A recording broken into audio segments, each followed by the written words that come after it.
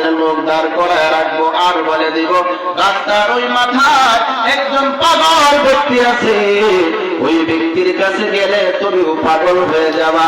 আল ইনসানু হিলসু মামুনিয়া, একটা প্রবাদ আছে, মানুষ ওই জিনিসের প্রতি বেশি লোভী হয় যা তাকে নিষেধ করা হয়। মক্কার কাফেররা নিষেধ করে ওই রাস্তায় যাবা না, এখানে একজন পাগল ব্যক্তি আছে, ওর কাছে যদি যাও তাহলে তোমরাও পাগল হয়ে যাবা। মানুষের মনে বড় আশা, না না ওই পাগল ব্যক্তিকেই তো দেখার দরকার, যাকে দেখা মাত্রই নাকি সাথে সাথে পাগল হয়ে যায়, তাকেই তো একটু দেখা দরকার। যায় চলে যায় গিয়া থেকে এত সুন্দর কোরআন তেলাওয়াত, এত কণ্ঠ সুন্দর কণ্ঠ, এত সুন্দর আচরণ, এত সুন্দর তার ব্যবহার, এত সুন্দর তার মায়াবী চেহারা। এই মানুষটা দুনিয়ার সমস্ত মানুষ যদি বলে এই মানুষটা মিথ্যা কথা বলে পাগল, তাহলে আমার মনে বিশ্বাস, আমার মনে সাক্ষী দেয় এত সুন্দর চেহারা বর্ণনাকারী একজন মানুষ জীবনে কখনো মিথ্যা হতে পারে না। যেই যাই সেই পাগল হবে তো দূরের কথা, বরং দুনিয়া পাগল হয় না, আল্লাহ এবং রাসূলের পাগল হয়ে তারপর সেখান থেকে বাহির হয়। ইমামুল আউয়ালিন আল আখিরিন بحر صدقا رحمة للعالمين سيد الكونين ختم المرسلين آخر مدبود فخر الأولين صدر جودات رحمة للعالمين مسجد اوشد ہمارو اے زمین আবু জাহেল সমকার কাফেরদের মাথা গরম, না না যত নিষেধ করি তত মুসলমান হয়।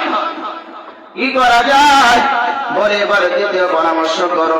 মক্কার পার্লামেন্ট দারুল মাদওয়ার মধ্যে বৈঠক বসে গেল। কি করা যায় বলে মুহাম্মদের ধর্ম বন্ধ করতে হবে, মুহাম্মদের তিলাওয়াত বন্ধ করতে হবে। কি করা যায় বলে তাকে আমরা ওপার করব। তারা পরামর্শের মধ্যে বসে গেল। একজন দ্বারা বলে মুহাম্মদরে আমরা দেশ থেকে বাহির করে দিব, আরেকজন বলে না না মুহাম্মদরে দেশ থেকে বার করানো সম্ভব না, আরেকজন বলে মুহাম্মদরে আমরা নারীর লোক দেখাইব, মুহাম্মদ মনে হয় নারীর জন্য পাগল করা হয়ে আছে, আরেকজন বলে না না মুহাম্মদ নারী লোভী হতে পারে না, আরেকজন দ্বারা বলে মুহাম্মদ মনে হয় ক্ষমতা পাওয়ার জন্য এমনটা করে। যাও যাও আমরা মক্কার মধ্যে একটা বড় ক্ষমতা তাকে আমরা দিয়ে দিব। আরেকজন দ্বারা বলে না না মুহাম্মদ মনে হয় টাকার জন্য এমনটা করে, মুহাম্মদের টাকার লোক দেখাও। এবার তারা পরামর্শ করে সিদ্ধান্ত করতে পারে না। এমন সময় হঠাৎ করে বড় হুজুর হাজির।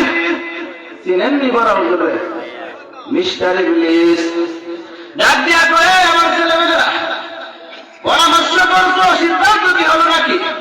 বলে না না পরামর্শ করলাম, সিদ্ধান্ত করতে পারি না। বড় হুজুর ডাক দিয়া কয় আমার একটা পরামর্শ আছে মানবানি। বলে কি তোমার পরামর্শ? বলে আমার পরামর্শ হলো নাউজুবিল্লাহ মুহাম্মদকে তোমরা কতল করে ফেলো। সকলে বাহবা দিল। আসো তোমাদেরকে পুরস্কার দেই, তোমাদের পরামর্শই তো কত সুন্দর। ইবলিস ডাক দিয়া কয় পরামর্শ করলি মার, যেভাবে পরামর্শ দিলাম এভাবে কাজ কর। শয়তানের বুদ্ধি নিয়া ওই মক্কার কিছু যুবক হাতের মধ্যে অস্ত্র নিয়ে আমার পয়গম্বরের বাড়িটা ঘেরাও করে ফেলল। আল্লাহ তাআলা দেখেন কি দেখেন না, আল্লাহ জানা দিলেন পয়গম্বর মক্কার বেঈমানেরা আপনাকে মারার জন্য পাগল করা হয়ে গেছে। ও পয়গম্বর আপনার বাড়ির চতুর্পাশে তারা ঘিরে বসে দাঁড়িয়ে আছে। ও পয়গম্বর চিন্তা নাই, আমি আল্লাহ তাআলা আপনাকে মন্ত্র শিখিয়ে দিলাম। ও পয়গম্বর আমি আল্লাহ তাআলা দুনিয়ার মধ্যে আপনাকে পাঠাইলাম, আর আপনাকে হেফাজত করার জিম্মা আমি আল্লাহর হাতে নিয়ে নিলাম। ও পয়গম্বর চিন্তা নাই, ও পয়গম্বর মন্ত্র শিখিয়ে দিলাম। পড়েন ইয়াসিন ওয়াল কুরআনিল হাকীম ইন্নাকা লামিনাল মুরসালিন।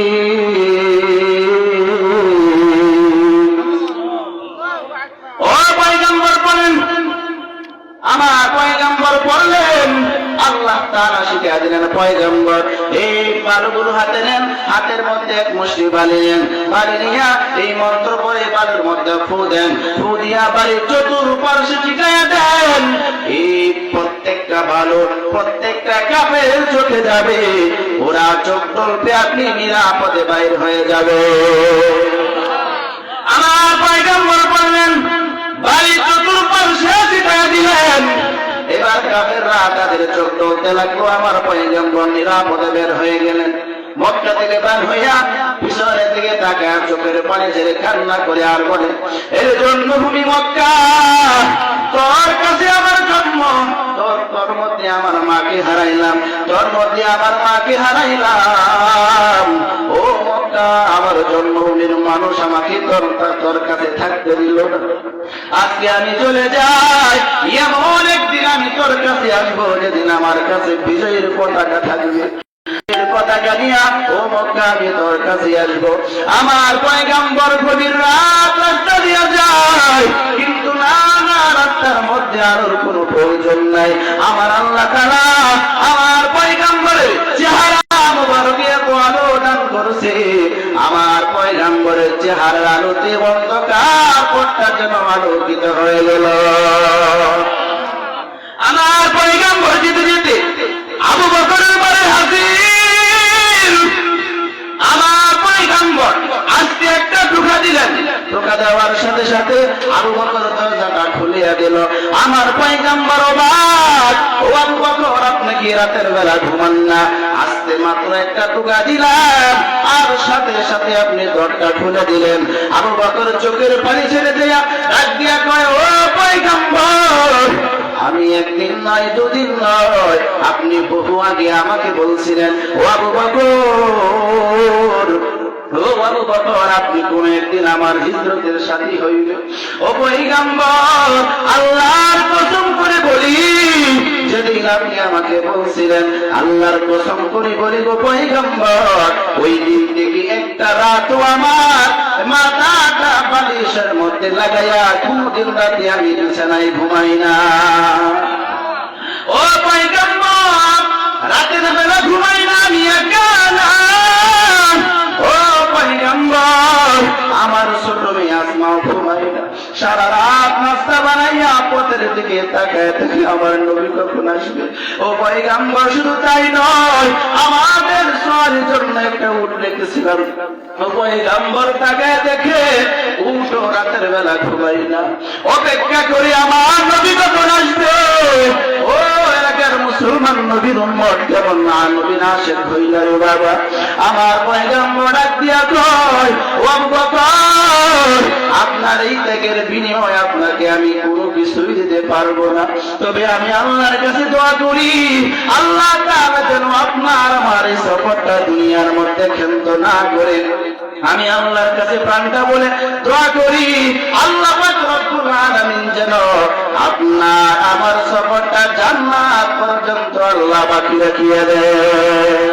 ওরে কুদরত দানি বরকামাল, আনতা রব্বি আনতা হাসবি যুল জালাল, তুহি কাদের জালিলুল্লাহ জাহাদার, বহর হালে তুহি মেরা নিগাহদার। খারাপ লাগেনি? ছেড়ে দিব। আর পয়গম্বর আবু বকরকে বললেন, আবু বকর যাও, সময় নাই, আল্লাহর হুকুম হিজরত করতে হবে মদিনায়।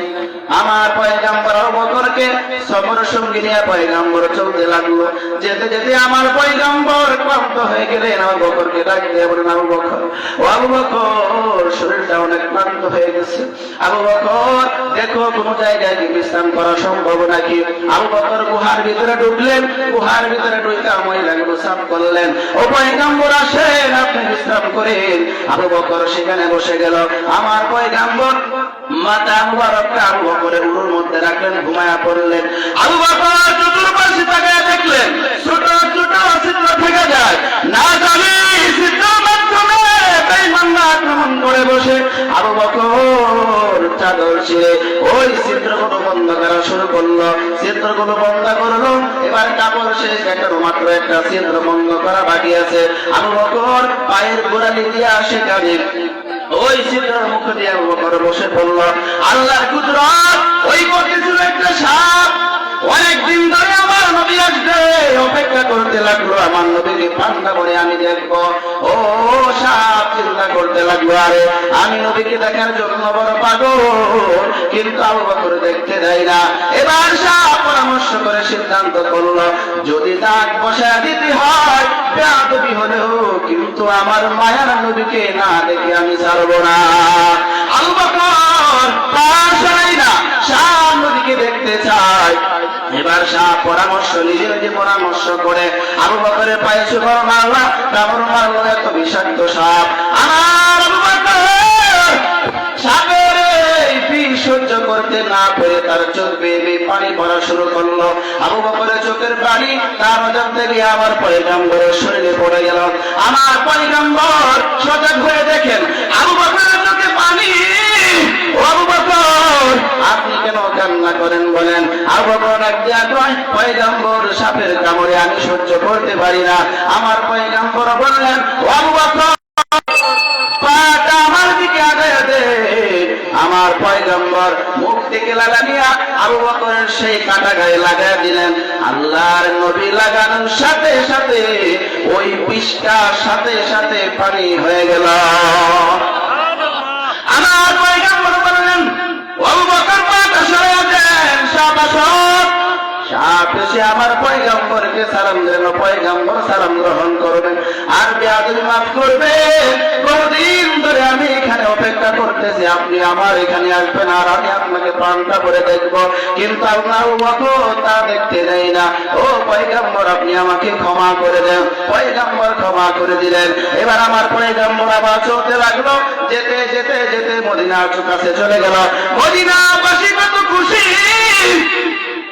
একজন বলে আমার বাড়ি আসেন আর একজন বলে আমার বাড়ি আসেন। আমার পয়গম্বর বললেন, না না, উট যার বাড়িতে যায় আমরা তার বাড়িতে যাব। উট যেতে যেতে আবু আইয়ুব আনসারীর বাড়িতে চলে গেল। ওই যে আমার পয়গম্বর যে বাড়িতে উপস্থিত হয়েছিল তাদেরকে মেহমানদারি করেছিল। আজ থেকে প্রায় 1450 বছর পার হয়ে গেল, এখন পর্যন্ত মদিনার সেই লোকেরা বছরে কোটি কোটি হাজার হাজার লক্ষ লক্ষ হাজিদেরকে সেখানে সেই মেহমানদারিটা করাচ্ছে। মদিনা কত সুন্দর, মদিনার মানুষ কত সুন্দর। ইমাম মালিক 70 বছর মদিনার মধ্যে জিন্দেগি কাটাইলেন, একদিনও তিনি পায়ের মধ্যে জুতা পরিধান করেন নাই। বলা হয় ওই ইমাম মালিক আপনি কেন মদিনায় জুতা পরিধান করেন না? ইমাম মালিক ডাক দিয়া কয়, আমি কেমনে জুতা পরিধান করব? আমি যেদিকে তাকাই সেখানে দেখি নবীর মেশকে আম্বরের গন্ধ পাওয়া যায়। মদিনা যাইতে পারলাম না, মদিনা দেখতে পারলাম না। বলবো বলবো আমি অসহায় তাই এত দূরে রই, অসহায় তাই এত দূরে রই, শুধুই সালাম জানাই। মদিনা যাইতে পারলাম না, মদিনা দেখতে পারলাম না। মদিনায় কে কে যেতে চান? আল্লাহর কাছে বলুন, দয়ার মালিক জীবনের কত অন্যায় করেছি, আল্লাহ তোমার কাবা ঘরটা দেখার তৌফিক দান করে দিও। আয় আল্লাহ তোমার মদিনা নবীর রওজা কত সুন্দর। ও আল্লাহ জীবনে একবার হলো আল্লাহ তোমার পয়গম্বর রওজার সামনে যাওয়ার তুমি তৌফিক দান করিও। কে কে যেতে চান? যেতে চান তো? আল্লাহ পাক রব্বুল আলামিন তৌফিক দান করুন। মুহতারাম হাজির, কথা কোন দিক থেকে কোন দিক চলে গেছে। বলছিলাম যে আমার রাসূলকে আল্লাহ তাআলা দুনিয়ার সর্বশ্রেষ্ঠ মানব বানাইলেন কেন? এই কোরআন আল্লাহ তাআলা পয়গম্বরের উপর নাযিল করেছেন। যেহেতু আল্লাহ তাআলা মহাগ্রন্থ কোরআন আমার পয়গম্বরের উপর যখন নাজিল করলেন, কোরআন নাজিল করার কারণেও আল্লাহ তাআলা নবী আদম থেকে কিয়ামত পর্যন্ত যত মানুষ এই জমিনে আল্লাহ সৃষ্টি করবেন সব থেকে দামি হলো আমার রাসূল সাল্লাল্লাহু আলাইহি ওয়াসাল্লাম। তাহলে আমরা বুঝতে পারলাম যে কোরআন তেলাওয়াত করলে, কোরআনের সাথে সম্পর্ক থাকলে আল্লাহ তাআলা সম্মান বাড়ায় দেন কিনা? বাড়ায়। এই তো বললাম দুনিয়াতে। আর যে ব্যক্তি কোরআন তেলাওয়াত করবে কাল কিয়ামতের ময়দানে এরকম 5 শ্রেণীর মানুষদেরকে এই কোরআন সুপারিশ করে আল্লাহ জান্নাত পর্যন্ত নিয়ে যাবে। কয় শ্রেণীর মানুষ বললাম? কয় শ্রেণীর? এক নম্বর হলো কারিউল কুরআন, যারা কোরআন তিলাওয়াত করবে। এই তিলাওয়াতটা কি নিয়মিত নাকি বছরে একবার? নিয়মিত। নিয়মিত যে ব্যক্তি কোরআন তেলাওয়াত করবে, এই কোরআন তেলাওয়াত করার কারণে কাল কিয়ামতের ময়দানে আল্লাহ তাআলার দরবারে এই কোরআন সুপারিশ করিয়া তাদেরকে জান্নাতের ময়দানে নিয়ে যাবে। এক নম্বর। 2 নম্বর হলো সামিউল কুরআন, যারা দুনিয়ার ভিতরে কোরআন তেলাওয়াত শুনবে, নিয়মিত কোরআন তেলাওয়াত শুনবে, কোরআন পড়তে পারে না, জীবনে কোরআন শিক্ষা অর্জন করতে পারে নাই, কিন্তু যখন মাদ্রাসার ছাত্ররা কোরআন তেলাওয়াত করে, এই কোরআন তেলাওয়াতটা কোরআনের সাথে মহব্বত লাগায়া যখন কোরআন তেলাওয়াতটা শুনে, আমার মদিনার নবী বলেন এই কোরআন তেলাওয়াত শোনার কারণে কাল কিয়ামতের ময়দানে এই কোরআন তাদের ব্যাপারে আল্লাহ তাআলার দরবারে সুপারিশ করিয়া তাদেরকেও জান্নাতের ময়দানে নিয়ে যাবে। আতিনা বিদার দুনিয়া না হাসান, আতিনা বিদার উকবানা হাসান, ইয়া গিয়াসাল মুস্তাগীথিন আহদিনা লাফতিখারা বিল উলুমি ওয়াল গিনা। 3 নম্বর হলো হাফিজুল কুরআন, যারা দুনিয়ার ভিতরে কোরআন মুখস্থ করবে, সূরা ফাতিহা থেকে নাস পর্যন্ত যে ব্যক্তি কোরআন মুখস্থ করবে, এদেরকেও কাল কিয়ামতের ময়দানে এদের ব্যাপারে কোরআন সুপারিশ করবে। 4 নম্বর হলো খাতেমুল কোরআন, যারা দুনিয়ার ভিতরে কোরআনের খাদেম হবে, কোরআনের খাদেম হওয়ার কারণে তাদের ব্যাপারেও এই কোরআন আল্লাহ তাআলার দরবারে সুপারিশ করিয়া তাদেরকেও জান্নাতের ফয়সালা করে দিবে। 4 নম্বর। 5 নম্বর হলো আলিমুল কোরআন, যারা কোরআনের জ্ঞান অন্বেষণ করবে, কোরআনের জ্ঞান অন্বেষণ করার কারণে তাদেরকেও কিন্তু কাল কিয়ামতের ময়দানে এই কোরআন সুপারিশ করিয়া জান্নাতের ফয়সালা করে দিবে। ও এলাকার মুসলমান, মনটা কি চাই না কোরআন ওয়ালা বাবা হন? কার কার চাই দেখি তো? তাই তো? ও এলাকার মুসলমান, আপনার সন্তানকে কোরআনওয়ালা বানাবেন, এই কোরআন সন্তান দুনিয়ার মধ্যে তেলাওয়াত করবে, কিয়ামত পর্যন্ত কবরে শুয়ে শুয়ে এই সন্তানের কোরআন তেলাওয়াতের সব আপনার কবরের মধ্যে জমা হতে থাকবে। ও এলাকার মা বোনেরা, মনটা কি চাই না একজন কোরআনওয়ালার মা হন? ও এলাকার মা বোনেরা, আল্লাহ তাআলা আপনাদেরকে শুধুমাত্র কেবলমাত্র স্বামীর খেদমত করার জন্য আপনাদেরকে পাঠান নাই, শুধুমাত্র সংসারে খেদমত করার জন্য আপনাদেরকে পাঠান নাই। ও এলাকার মা বোনেরা, এই সমাজ আপনাদের কাছে অনেক কিছু পাওনাদার, এই সমাজ চায় আপনাদের কাছে আরো কিছু একটা সন্তান। ও এলাকার মা বোনেরা, এই সমাজ চায় আপনার কাছে আরো কিছু একজন পরিবার। ও এলাকার মা বোনেরা, আপনি যদি আপনার সন্তানের মাধ্যমে সমাজকে আরো কিছু করতে চান, ও এলাকার মা বোনেরা